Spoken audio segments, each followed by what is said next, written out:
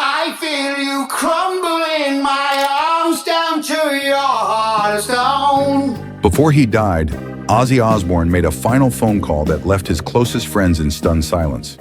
The man known as the Prince of Darkness, the godfather of heavy metal, had one last thing to say, and it wasn't about music, fame, or legacy. It was about regret. On August 2nd, 2025, Ozzy Osbourne passed away at the age of 76 in his Los Angeles home, surrounded by family. His death marked the end of one of the most turbulent, electrifying, and controversial lives in rock history. But behind the screaming crowds, the wild stunts, and the demonic persona, Ozzy had been quietly battling something far darker than his public image ever revealed.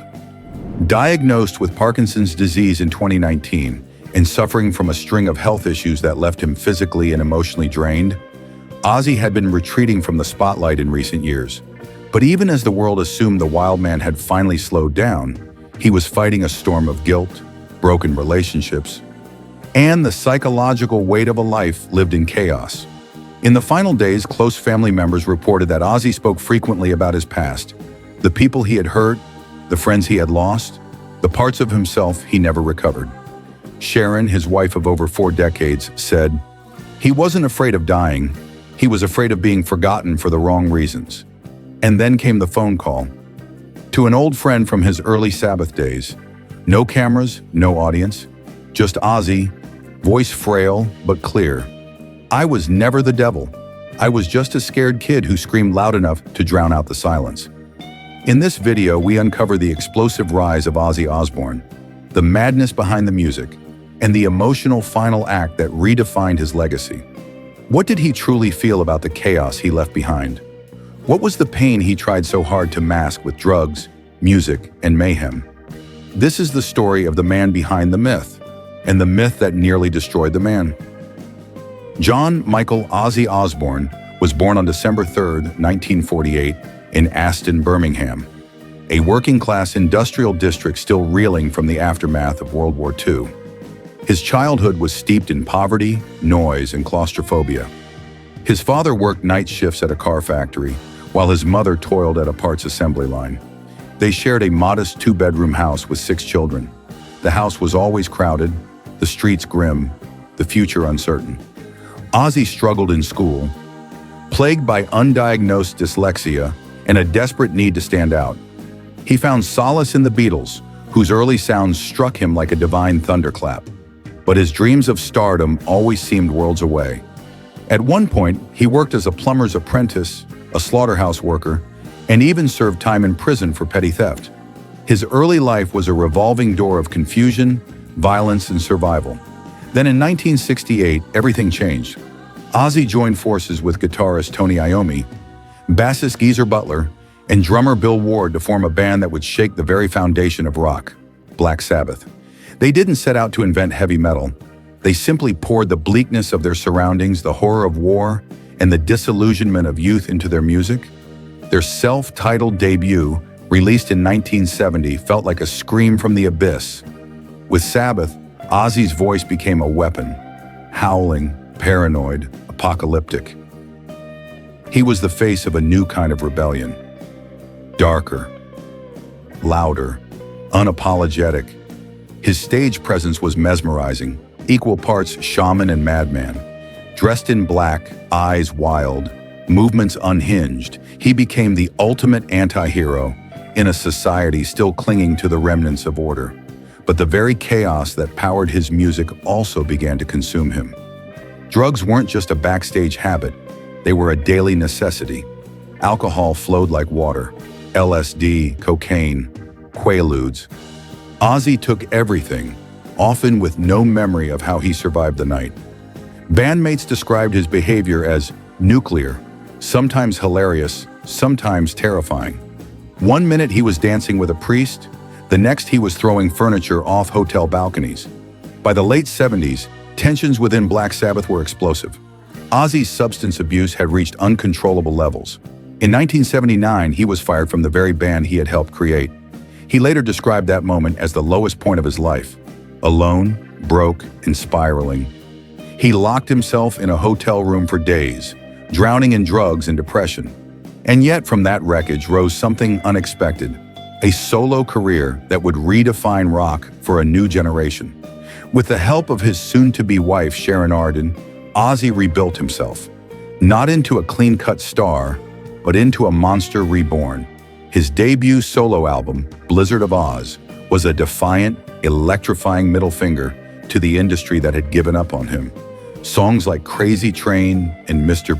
Crowley didn't just revive his career, they cemented his status as a living legend. Throughout the 80s and 90s, Ozzy's persona grew darker, weirder, more theatrical. He bit the head off a dove in a meeting with record executives. He accidentally bit the head off a bat during a concert. He was sued, arrested, hospitalized, but never ignored. The media painted him as a lunatic, a devil worshiper, a walking nightmare. But fans adored him. They didn't just love the chaos, they felt seen by it. Still, behind the black eyeliner and the bone-crushing sound, Ozzy was unraveling. The drugs never stopped. The guilt over his behavior mounted. His marriage to Sharon nearly collapsed under the weight of addiction and betrayal. His children saw only fragments of the man beneath the myth. And as the years wore on, the line between character and reality began to blur. Ozzy Osbourne wasn't just a musician, he was a mirror, reflecting our darkest impulses, our wildest dreams, our need to escape, scream, and survive. But what happens when the mirror breaks? What happens when the show ends? Ozzy's life was a scream echoing across 5 decades. But behind that scream, there was always a whisper. Do you see me? Do you hear me? Do you know who I really am? The rise of Ozzy Osbourne wasn't clean or calculated. It was a beautiful disaster, erupting from the darkest corners of Birmingham's working class into the thunderous center of global rock. His voice didn't just carry melody, it carried fear, rebellion, and raw emotional chaos. After being kicked out of Black Sabbath in 1979, Ozzy sank into a haze of alcohol and drugs that nearly killed him. He wandered through hotel corridors in a stupor, reportedly living for weeks in a single room, blackout drunk, surviving on cocaine and painkillers. He later described those days as a fog where death felt closer than sleep. But in the middle of that abyss stood a figure who would redefine his life: Sharon Arden. Sharon, the daughter of music mogul Don Arden, was more than a manager. She was his anchor, his strategist, his shield. She believed in him when no one else did. And together they resurrected Ozzy's career in the most unexpected way, by leaning into the madness. In 1980, Ozzy released Blizzard of Oz, an album that did more than launch a solo act. It created a new icon. With Randy Rhoads on guitar, the record exploded with tracks like Crazy Train, Suicide Solution, and Mr. Crowley. It was heavy, melodic, haunting, and Ozzy, wide-eyed, wailing, completely unhinged, became the voice of a generation that felt out of place in a sanitized world. The album went multi-platinum. The tours were legendary. But behind the scenes, Ozzy was spiraling. He mourned deeply when Randy Rhoads died in a tragic plane crash in 1982, a moment that nearly ended his career again. Ozzy fell into deep depression, blaming himself, drinking more, destroying hotel rooms in a haze of rage and grief. Yet somehow the music never stopped. The 1980s became a parade of chaotic triumphs: Diary of a Madman, Bark at the Moon, The Ultimate Sin. Each record was darker, weirder, more theatrical. Ozzy was no longer just a singer. He was a symbol of glorious self-destruction. He wore his madness like a crown, his scandals like armor. He pissed on the Alamo. He was arrested for public intoxication. He was accused of embedding subliminal suicide messages in his songs. But fans didn't run. They came closer. Ozzy wasn't just surviving the madness. He was embodying it. And in doing so, he gave voice to kids who felt lost, angry, rejected. Then came the Osbournes in 2002, the first reality show to rip the rockstar myth apart. The world saw Ozzy, not on stage but in his mansion, mumbling, cursing, stumbling through domestic life. It was absurd, hilarious, strangely tender. Millions watched every week, fascinated by the contrast. The Prince of Darkness couldn't work the remote control. He wasn't just a rock legend anymore. He was television gold. But fame has a price. His children battled addiction. His marriage nearly ended. Sharon was diagnosed with cancer. Ozzy relapsed multiple times, checking into rehab again and again. "I'm not proud of what I've done," he once said, "but I am proud I'm still here." Then came the health decline, spinal surgeries, Parkinson's disease, a fall in 2019 that left him nearly immobile. For someone who had always moved like a lightning bolt on stage, the stillness was brutal. He canceled tours. He avoided interviews. Fans began to whisper, would Ozzy ever return? In 2022, against all odds, he performed at the Commonwealth Games closing ceremony in Birmingham. Frail but defiant, he stood on stage, eyes gleaming, and screamed into the night. It wasn't perfect. It was something better. Real, broken, brave. Ozzy Osbourne's rise wasn't a straight line. It was a chaotic spiral, a rocket set on fire, a scream turned into legend. And even as his body failed, his myth only grew. But behind the legend, the man remained, and he was beginning to whisper things the world never expected him to say. In the final years of his life, Ozzy Osbourne stopped screaming and started reflecting. The Prince of Darkness, once infamous for biting the head off a bat and vomiting on limousines, began speaking in quiet tones about fear, regret, and forgiveness. And it was in those moments of unexpected softness that the real Ozzy began to emerge. The Parkinson's diagnosis in 2019 was a turning point, not just physically, but spiritually. The disease slowed his body, slurred his speech, and shattered his sense of control. For someone who had always lived like he was immortal, the sudden fragility was devastating. "I'm scared all the time," he admitted in a 2020 interview. Not of dying, of disappearing. He no longer had the energy to perform for cameras or hide behind the madman persona. What remained was a man reckoning with the trail of destruction behind him. The bandmates he pushed away, the family he nearly lost, the nights he couldn't remember.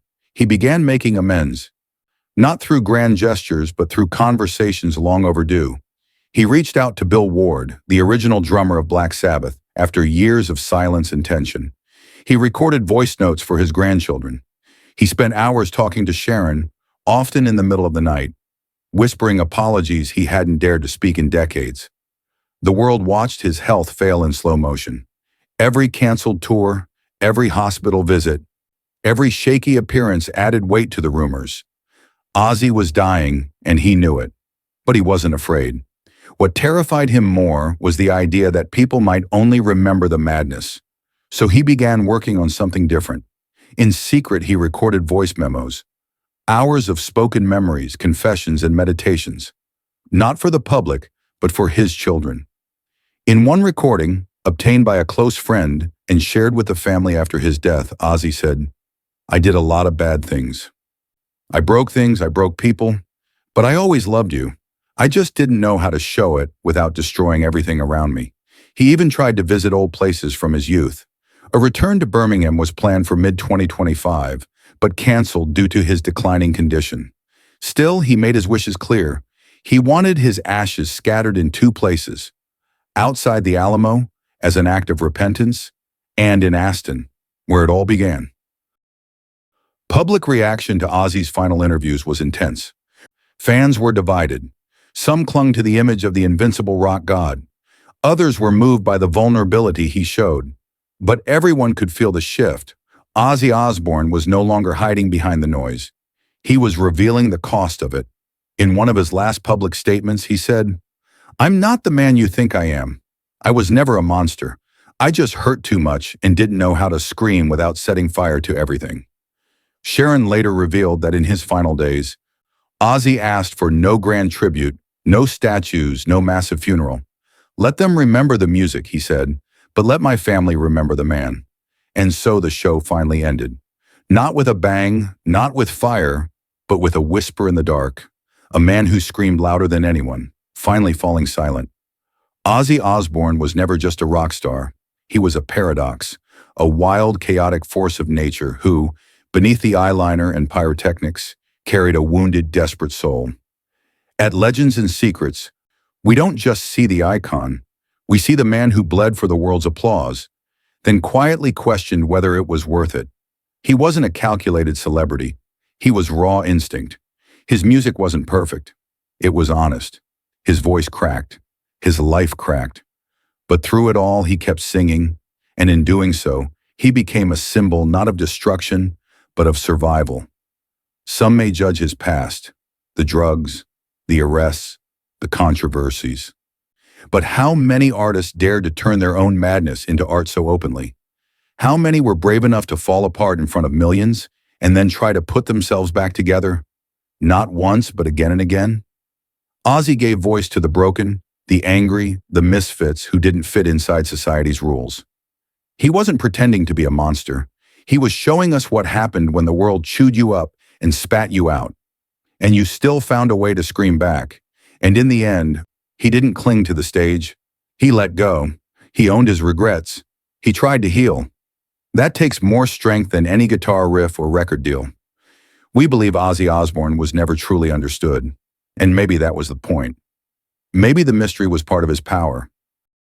But now that we've seen the man beneath the myth, the father, the broken son, the fragile survivor, we believe his story is even more powerful. What do you think? Did Ozzy escape his demons, or did he make peace with them? Was his final act the most human of all, saying, "I'm sorry," after decades of noise? We want to hear from you, not just about the legend, but about the man, because sometimes the loudest voices leave the most unspoken pain behind. In the end, Ozzy Osbourne didn't fade away. He didn't vanish. He simply quieted. After decades of noise, madness, and defiance, he slipped into a stillness the world never expected. A man who once commanded stadiums now resting in silence. Finally free from the chaos he carried for so long. His legacy doesn't live in one album or one outrageous headline. It lives in every outcast who found strength in his voice, every teenager who screamed along to "Crazy Train" and felt for once understood. It lives in the riffs, in the chaos, in the trembling confession of a man who admitted he was terrified. Not of dying, but of being forgotten without truth. But Ozzy will not be forgotten. He gave the world more than music. He gave it vulnerability in the form of fury, softness buried in spectacle. He showed us that legends are not perfect and heroes are not always clean. They're messy, haunted, human. Some stories are never told. But now you know. Ozzy Osbourne's scream still echoes through speakers, through memories, through the raw, beautiful contradictions of a man who lived too hard, loved too deep, and finally found peace.